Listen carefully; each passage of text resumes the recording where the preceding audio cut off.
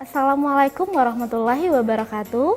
Selamat pagi, salam sejahtera untuk kita semua. Perkenalkan, saya Wina Kurniasari, dosen di Universitas Adiwangsa Jambi pada program studi D3 Keperawatan. Pada hari ini, saya akan menjelaskan teknik pengajaran saya menggunakan metode DIA, Delivery, Interaction, dan Assessment.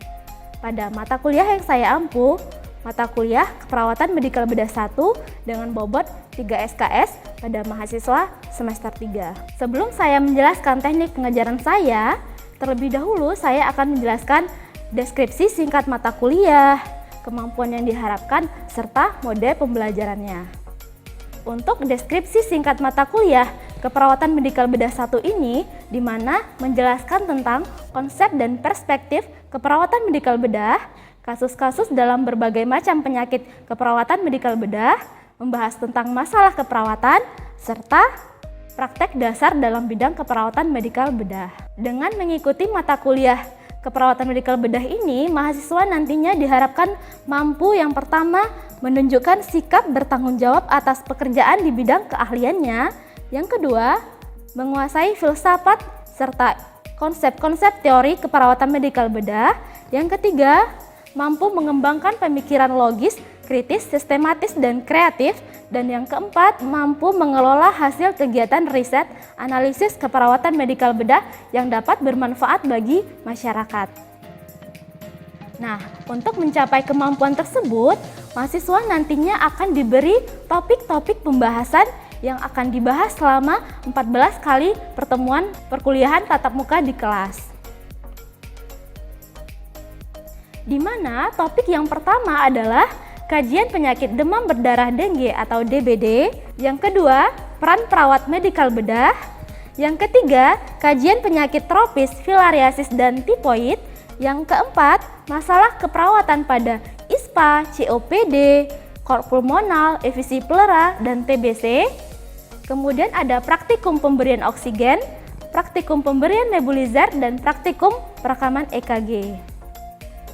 Kemudian ada masalah keperawatan pada gagal jantung, PJK, hipertensi, anemia, dan gangguan pembuluh darah perifer. Kemudian ada materi tentang masalah keperawatan pada kasus ulkus peptikum, gastroenteritis, tifus abdominalis, dan silitis. Kemudian ada masalah keperawatan pada kasus hemoroid, hepatitis, dan obstruksi intestinal. Kemudian ada kajian penyakit SARS dan flu burung, dan ada praktikum postural dryness, praktikum memasang dan memonitor transfusi darah, dan praktikum pemeriksaan fisik head to toe. Nah, itu tadi 14 kali pertemuan materinya. Kemudian untuk sumber pustaka yang saya gunakan atau referensinya, di mana ada Prabowo dan Pranata tentang buku ajar asuhan keperawatan, kemudian ada Raymond, buku ajar pendidikan dalam keperawatan, ada Smeltzer dan Baer, buku ajar keperawatan medikal bedah, ada Tanto Kris Kapita Selekta Kedokteran.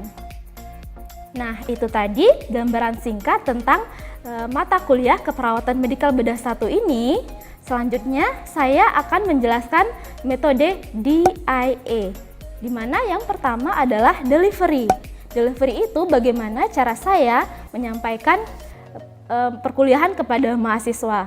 Di mana di sini saya menggunakan 3 metode, ada metode ceramah, metode diskusi, dan metode pemecahan kasus. Untuk metode ceramah, biasanya saya menjelaskan materi di depan kelas.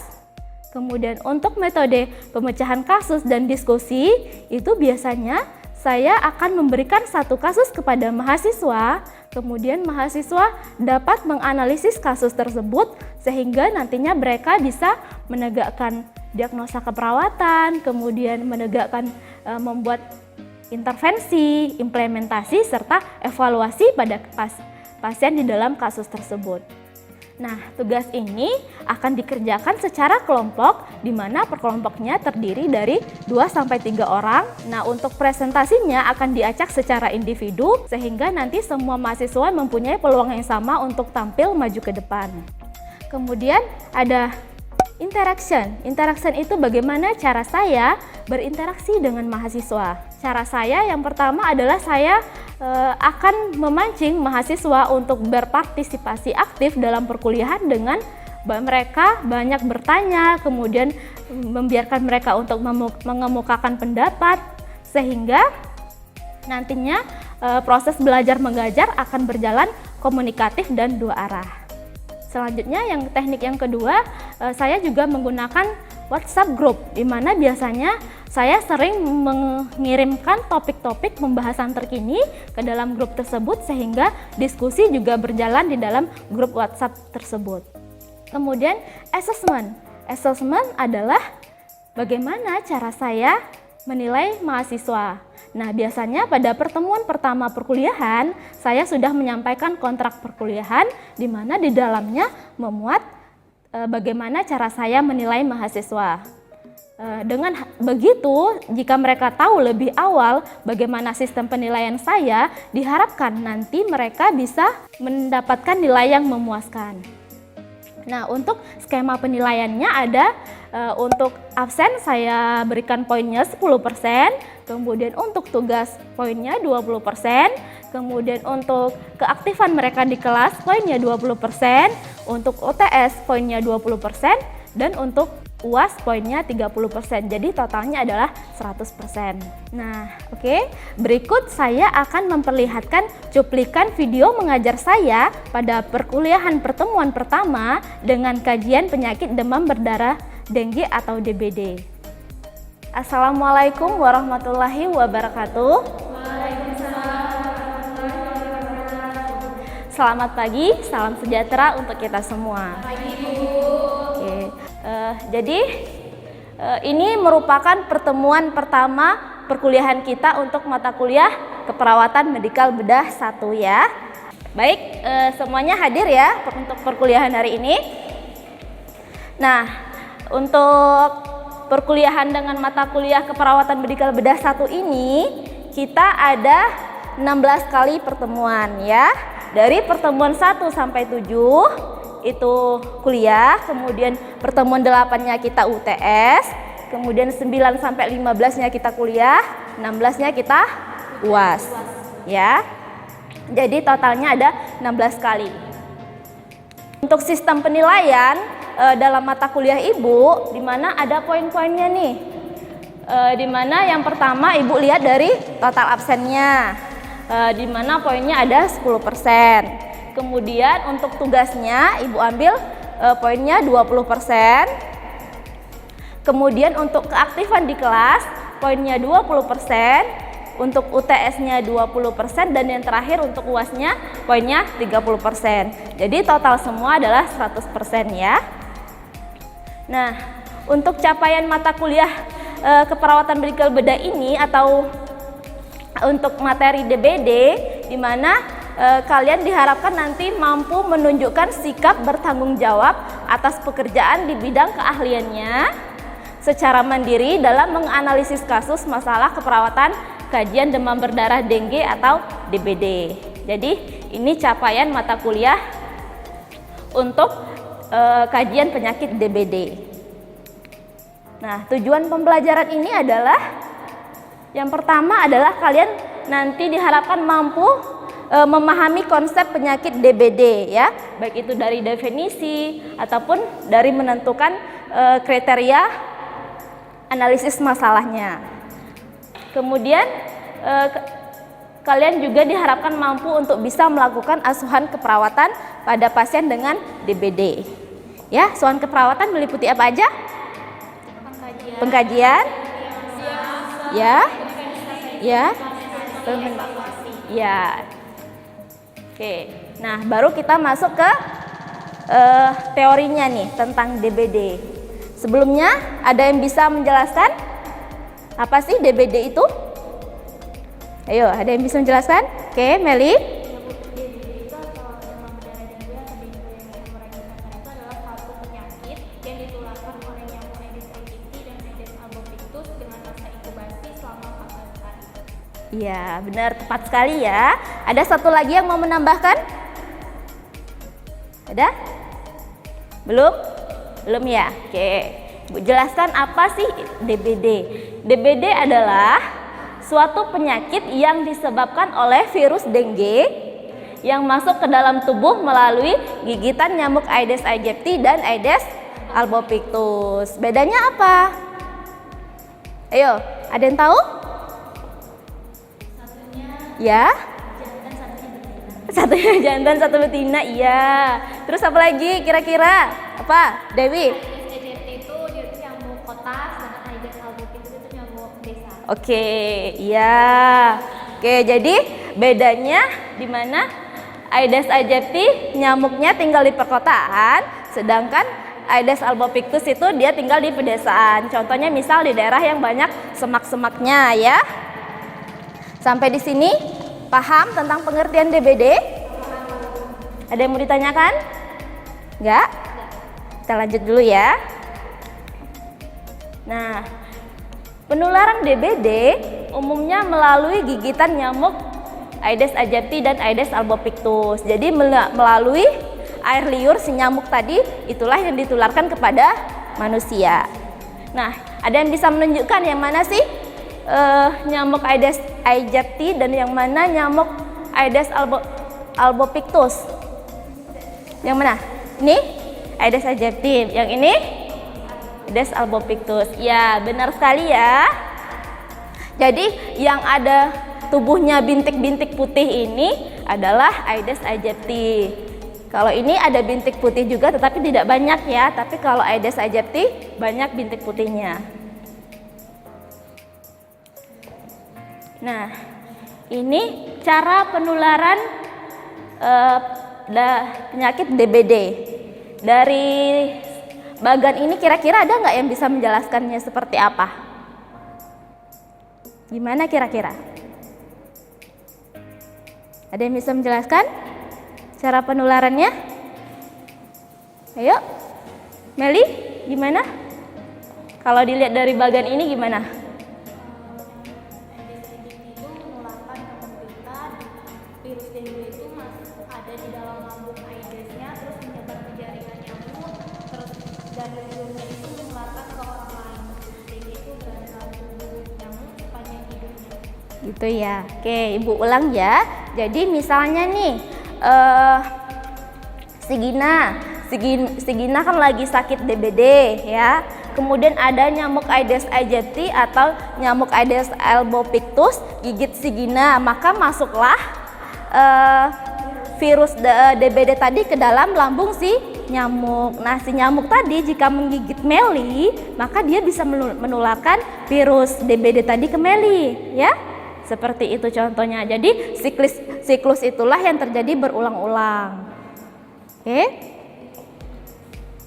Paham tentang cara penularannya? Nah, biasanya nyamuk Aedes aegypti betina mencari mangsa pada siang hari. Aktivitas menggigit biasanya mulai dari pagi sampai sore. Jadi antara pukul 9 sampai jam 10, kemudian pukul 4 sampai pukul 5 sore. Jadi nyamuk-nyamuk itu biasanya menggigit pada pukul pagi sama sore ya. Ini nyamuknya nih, siklus nyamuk. Ini penularannya dari nyamuk menggigit manusia, kemudian juga dia bisa menularkan lagi ke orang yang sakit. Sampai di sini ada yang mau ditanyakan? Ada nggak yang mau ditanyakan? Belum. Nah, ini ada masa inkubasi DBD. Masa inkubasi itu apa sih? Masa penularan ya. Jadi masa inkubasi itu masa timbulnya gejala ketika seseorang sudah digigit oleh nyamuk ya. Misalnya dia digigit nyamuk hari pertama, nah timbul gejalanya pada hari ke-7, itulah namanya masa inkubasi. Oke? Nah, untuk penyakit DBD ini biasanya masa inkubasinya ada 4-10 hari. Tapi biasanya rata-rata orang masa inkubasinya itu 2-7 hari sudah timbul gejala ya. Dimana gejala yang pertama ada namanya bentuk abortif. penderita tidak merasakan suatu gejala apapun. Jadi ada juga penderitanya belum merasakan gejala. Kemudian ada dengue klasik, penderita mengalami demam tinggi selama 4-7 hari, kemudian nyeri-nyeri pada tulangnya diikuti dengan munculnya bintik-bintik atau bercak-bercak pendarahan di bawah kulit. Gimana? Bercak-bercak di bawah kulit, gimana cara memeriksanya pada pasien DBD? Dengan apa? Rampilit. Bisa dijelaskan rampilitnya seperti apa? Besarin suaranya. Memompa tekanan darah pasien. Setelah itu dilakukan bendungan untuk melihat jumlah PTG yang ada. Oh iya. Seperti kita menensi pasien ya, tetapi ditahan dulu selama lebih kurang 5 menit, nanti baru muncul bintik-bintiknya jika pasien tersebut DBD ya. Jadi seperti itu ya. Kemudian untuk dengue hemorrhagic fever atau gejalanya sama dengan dengue klasik, tapi ditambah lagi dengan perdarahan dari hidung. Jadi kalau DHF ini dia udah lebih berat lagi dari DBD. Jadi udah ada pendarahan di hidung, bisa disebut dengan epitaksis atau mimisan, dan ada juga perdarahan dari mulut ataupun dari analnya ya. Kemudian untuk dengue shock syndrome, gejalanya sama dengan DBD ditambah dengan shock. Jadi yang lebih parah lagi, pasiennya mungkin bisa mengalami penurunan kesadaran ya. Itu berarti namanya udah dengue shock syndrome, bukan DBD lagi. Nah, kalau dengue shock syndrome ini berujung pada kematian karena dia sudah mengalami penurunan kesadaran ya. Nah, sampai sini ada yang mau ditanyakan?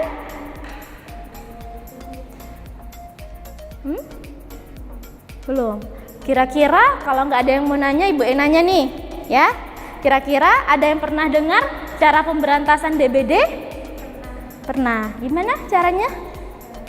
Gina? Masukkan obat di dalam air. Obat di dalam air. Obat apa kira-kira ya? Biasanya ada penyuluhan. Oh, ada penyuluhan. Terus apa lagi? Yogi? Penyemprotan fogging. Terus apa lagi? Mengubur apa?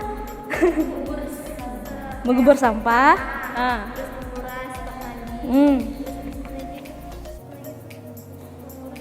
Apa lagi tambahannya? Apa? Dinda? Menutup ya. Jadi ada namanya perilaku pemberantasan DB dengan perilaku 3M. Biasanya orang bilangnya 3M ya. Yang pertama ada menguras. Menguras ini berarti menguras tempat penampungan air. Biasanya berapa? Setidaknya berapa kali? Seminggu sekali ya.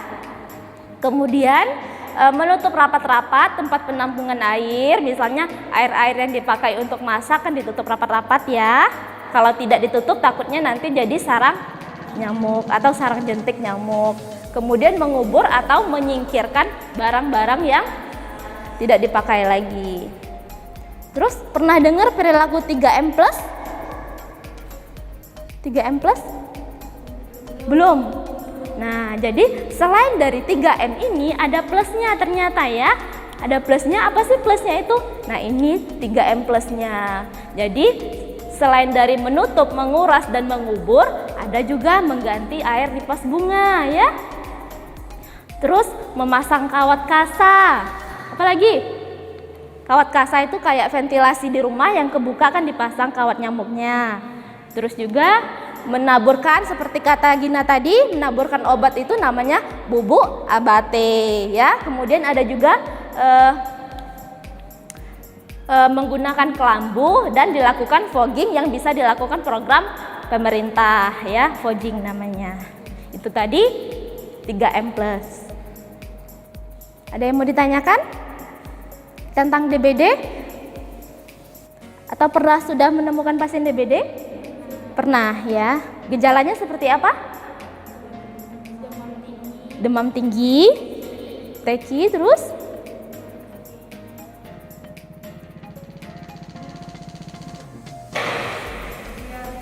Diare, mungkin dia faktor lain kali ya. Trombositnya turun ya. Jadi obat DBD apa? Ada nggak kira-kira obat untuk DBD? Masih belum ditemukan. Jadi caranya gimana mengobati pasien DBD? Pemberian antibiotik, terus obatnya itu yang ada hanya untuk menurunkan gejalanya aja ya, atau juga bisa juga untuk menaikkan trombositnya, jadi bisa ada obatnya seperti itu. Tapi kalau untuk obat khususnya belum ada. Nah, ini ada diagnosa keperawatan DBD nih.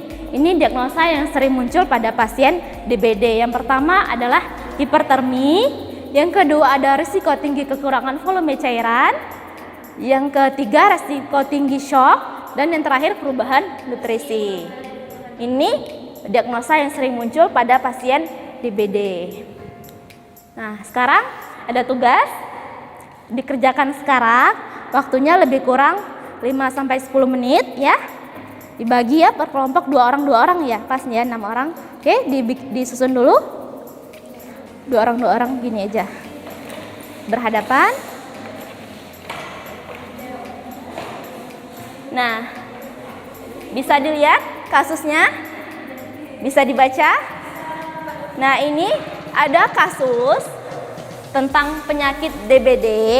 Jadi tugas kalian adalah menganalisis kasus ini. Kemudian kalian bisa melihat menegakkan diagnosa, kemudian bikin intervensinya dan implementasinya. Nanti setelah 10 menit perwakilan dari kelompoknya maju ke depan untuk presentasi ya.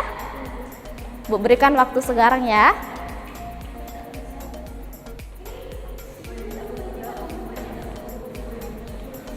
Udah selesai? Udah 10 menit nih ya, udah selesai berarti ya. Udah berapa diagnosa yang didapat? Satu-satu, berarti totalnya nanti ada 3 ya. Jadi perwakilan kelompoknya mempresentasikan 1 diagnosa. Oke? Dimulai dari Bella dulu deh, perwakilannya Bella sama Dinda. Siapa perwakilannya? Bella. Oke, Bella silakan ke depan dulu. Mau menegakkan diagnosa apa, Bella? Perubahan nutrisi, oke.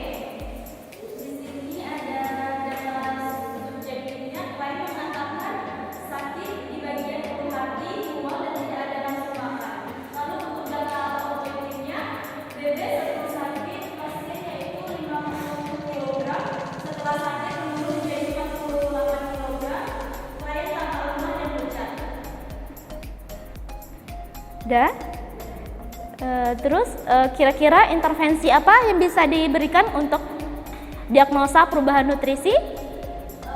Seperti memberikan pasien air yang banyak. Ya, terus terus berikan makan sedikit tapi sering ya. Oke, boleh silakan duduk. Kemudian untuk perwakilan kelompok 2, Dewi sama Meli, siapa yang bisa maju? Meli, oke. Silakan ke depan.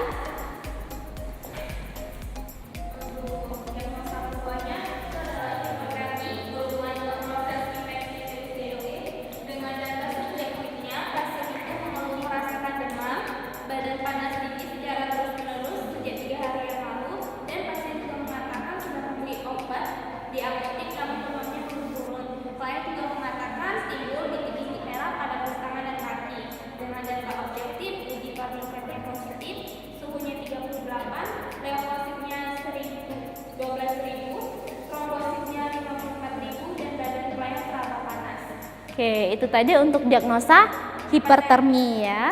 Kira-kira kalau misalnya diagnosa hipertermi, intervensi apa yang bisa perawat berikan? Intervensinya memberikan kompres pada pasien dan kolaborasi memberikan obat dengan spesifik paracetamol. Terus, apalagi? Menganjurkan apa kira-kira? Banyak minum. Iya, dan memakai pakaian tipis dan menyerap keringat ya. Oke, bagus sekali. Silakan duduk, Meli.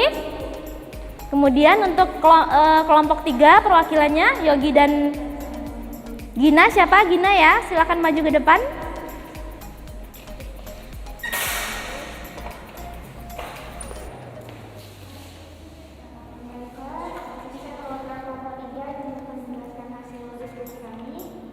Resiko shock tinggi hipovolemik berdasarkan pendarahan DBD.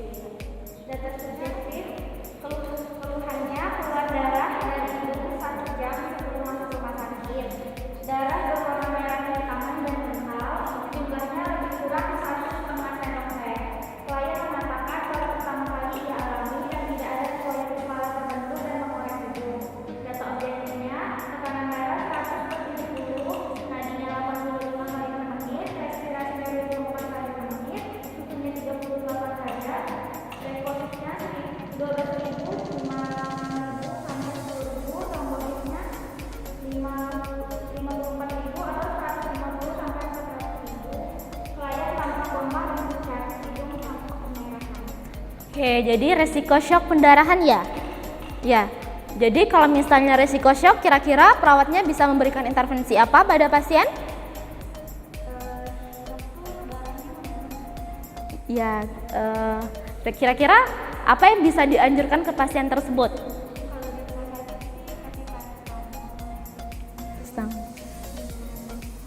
Ada yang bisa kelompok lain yang bisa menambahkan? Intervensinya apa? Minum sesering mungkin, kemudian pantau pendarahannya ya, kemudian bisa diberikan obat ya. Oke, silakan duduk, Gina. Nah, itu tadi, jadi dari masing-masing kelompok menegakkan satu diagnosa ya. Jadi ada apa tadi? Hipertermi, ada resiko shock, sama nutrisi. Oke. Kira-kira yang menjadi diagnosa aktualnya apa untuk pasien ini? Hipertermi, sepakat semuanya? Sah. Oke, jadi untuk diagnosa aktualnya hipertermi, kemudian diagnosa keduanya kira-kira apa? Yang lebih berbahaya? Perubahan nutrisi. Kemudian resiko shock ya, karena dia tadi mengalami pendarahannya, tetapi pendarahannya sedikit, makanya resiko shock dijadikan diagnosa ketiga. Oke. Nah, sampai di sini paham tentang materi kita tentang DBD? Ada yang bisa menjelaskan kembali kesimpulannya? Oke, Meli.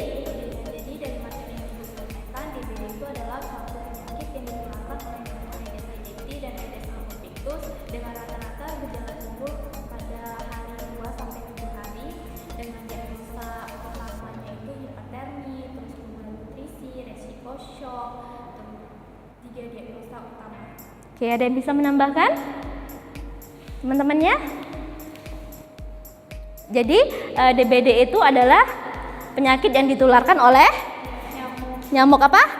Aedes aegypti dan Aedes albopictus. Kemudian nyamuk Aedes aegypti itu menggigit pada pagi hari dan sore hari. Kemudian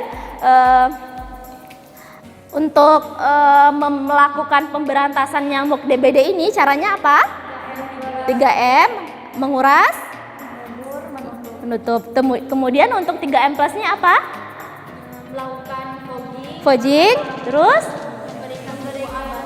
memberikan bubuk abate pada bak mandi, terus menggunakan kelambu, terus Dinda gimana?